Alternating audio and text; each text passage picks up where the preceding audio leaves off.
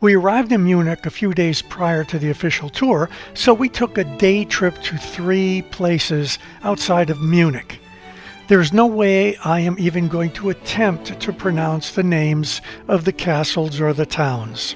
The first stop was here, the castle that gets all the PR and supposedly was the inspiration for one of the Disney castles. When you first hit the parking lot, the first castle you actually see is up on a hill.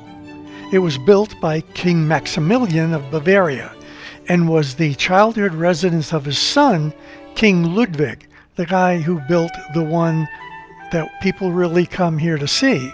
The little town below it, and where we currently are, is where you start the journey up the mountain. You can walk, take a cab part of the way, or a horse-drawn cart, still only part of the way. For me, the horse ride was almost as good as seeing the castle itself.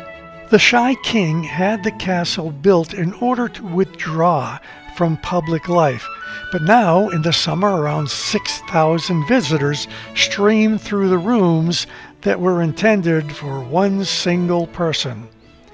7 weeks after the death of King Ludwig in 1886, the castle was already open to the public. I'm sure he would have been thrilled, but they needed to pay the bills. This, in combination with the alpine climate and the actual movements of the foundations, need to be monitored continuously, and that ain't free. Also, light leads to considerable stress on the valuable furniture and textiles, and that's why you cannot take pictures inside the castle.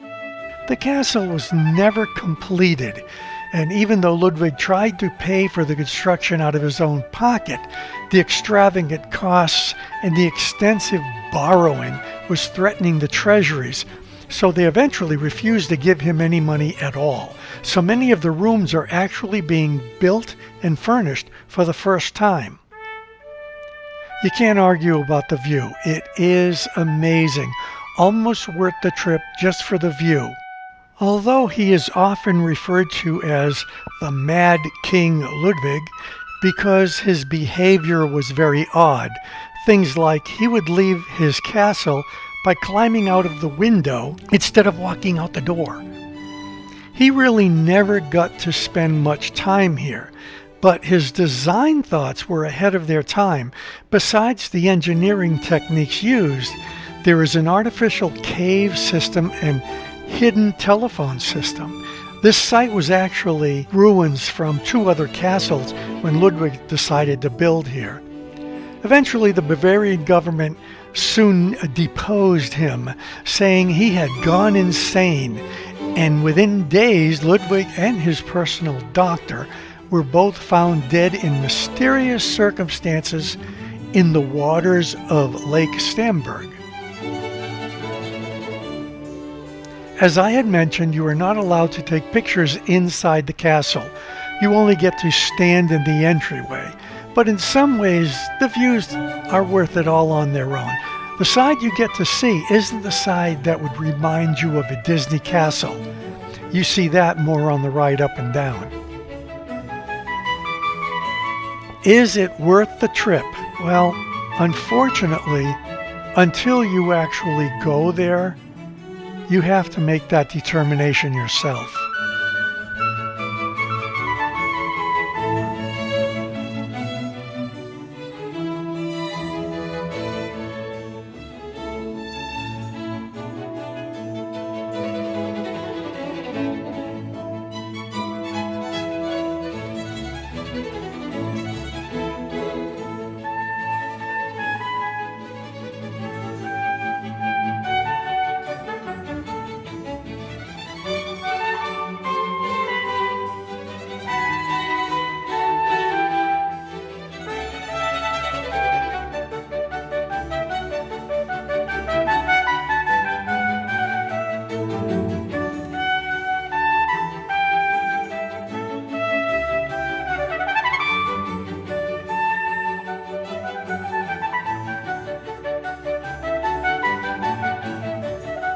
I told you I wouldn't try to pronounce this.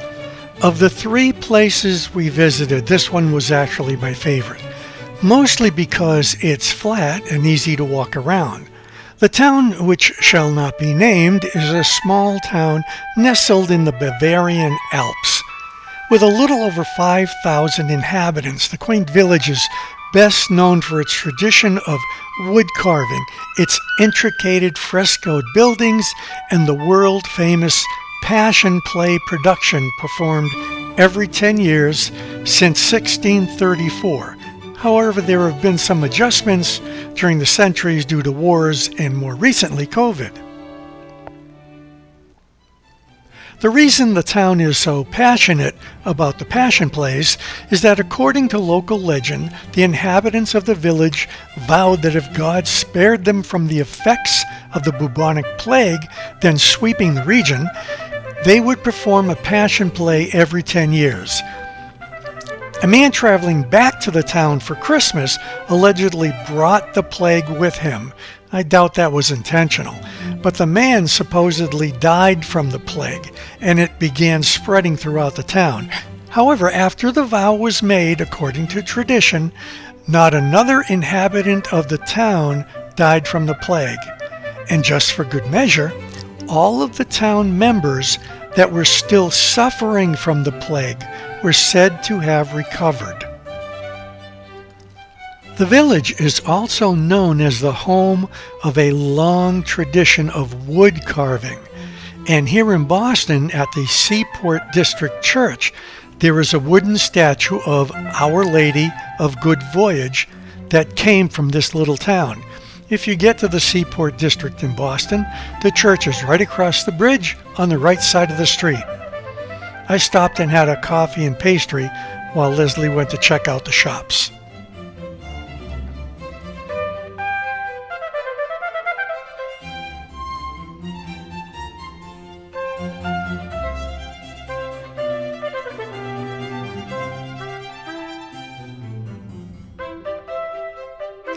The last place we stopped was the Linderhof Castle. This one I can pronounce.